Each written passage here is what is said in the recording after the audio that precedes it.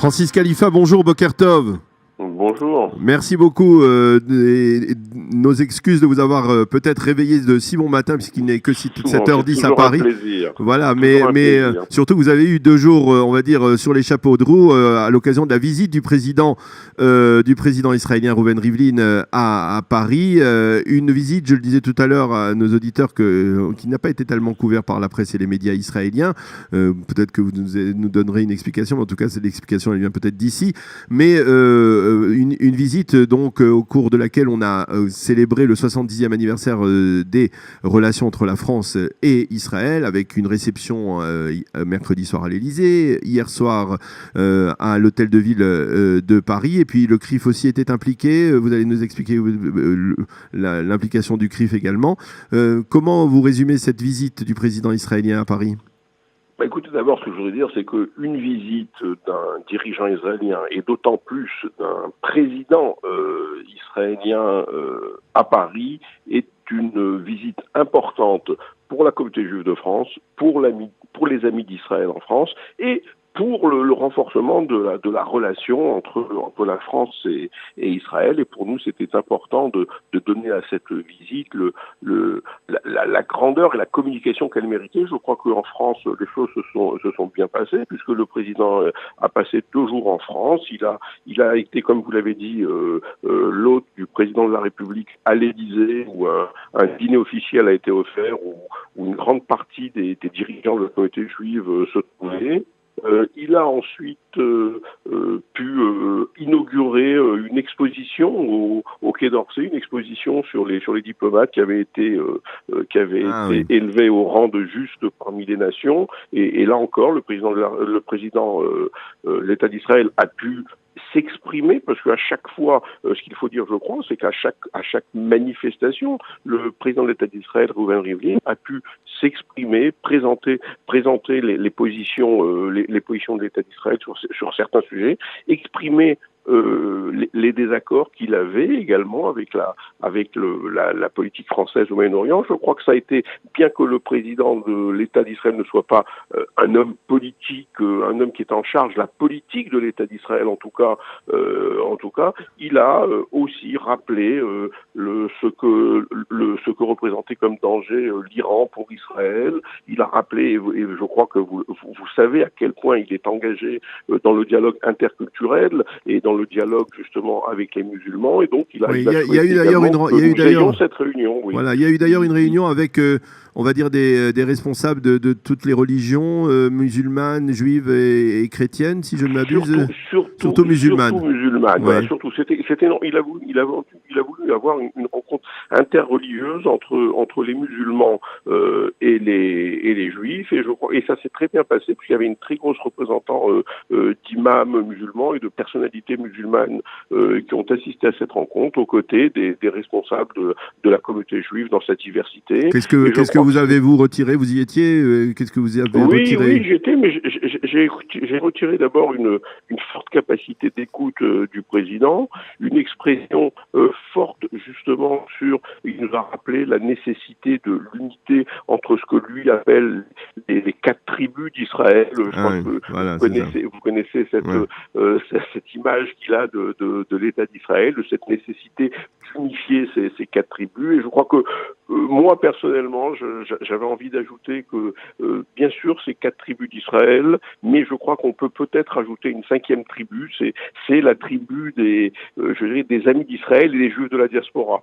Et comme ça, on a un panorama complet de ce qu'est Israël, parce que Israël, c'est aussi le soutien des communautés juives à travers le monde, et en particulier de la communauté juive française, qui est très impliquée justement dans ce soutien. Je crois que il y a un engagement très fort des Juifs de France aux côtés d'Israël, et cet engagement est un engagement qui est fort, qui est ancien et déterminé. Et à l'occasion de mon intervention d'ailleurs à l'hôtel de ville, j'ai rappelé combien cet engagement se manifeste par la lutte contre tous ceux qui menacent l'existence, la sécurité et même la légitimité de l'État d'Israël. C'est tous ces gens du BDS qui confondent une opposition politique qui serait tout à fait acceptable avec la haine d'un État, avec cette volonté de faire de l'État d'Israël le juif des nations. Et je crois que c'était important de le rappeler à l'hôtel de ville où la communauté juive de France avec à ses côtés les amis d'Israël, avec les amis d'Israël recevaient grâce à Anne Hidalgo, la maire de Paris, qui avait mis à disposition les salons de la mairie de Paris, recevaient le président Reuven Rivlin et son épouse à l'occasion de cette visite officielle qu'il avait en France. Alors, effectivement, bon, on a Anne Hidalgo a apparemment tenu des propos extrêmement élogieux envers l'État d'Israël, mais quelque part, cette visite étant donné la fonction honorifique du président de l'État d'Israël, Reuven Rivlin, est-ce que c'était pas une visite de la facilité pour le président Macron? C'est-à-dire, ça lui permet d'une manière ou d'une autre de dire, voilà, on commémore le 70e, on fête le 70e anniversaire de l'instauration de relations diplomatiques entre les deux pays, sans véritablement inviter, ou en tout cas, se rendre en France, en Israël, pardon. On attend en Israël depuis l'arrivée d'Emmanuel Macron une visite en Israël.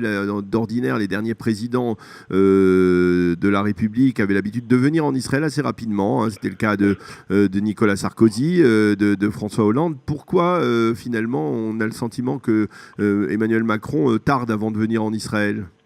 Écoutez, nous savons que cette visite a été remise à plusieurs reprises, et nous le regrettons. Nous l'avons exprimé. Je l'ai rappelé au président de la République à chaque occasion qui m'était donnée de lui rappeler l'engagement qui avait été pris justement de se rendre en Israël à l'occasion justement de cette saison croisée culturelle entre la France et Israël. Et ni Macron, ni même Édouard Philippe qui a annulé lui aussi sa visite ici. Tout à fait. Alors il semblerait que actuellement Israël étant en pleine campagne électorale, les conditions ne soient pas réunies, mais il a été rappelé justement au cours de ces échanges, justement cette invitation au président Macron a été relancée par le président Rivlin au cours justement de l'échange qu'il y a eu lieu à l'Élysée lors du dîner officiel.